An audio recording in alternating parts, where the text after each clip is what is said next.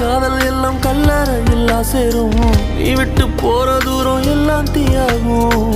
உள்ளுக்குள்ள கண்ணீரோட போராட்டம் ஆறாத நினைப்ப என்ன கொல்லட்டும். நீ நெஞ்சின் ஓரத்தில் வலிக்கின்ற பாதியோ கவிதையில் நான் இனி இல்லையோ.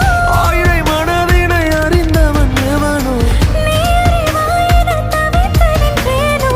நான் உனதில்லை என்றால் இருக்கவா உயிரே உனதாய் நான் பெருக்கவா.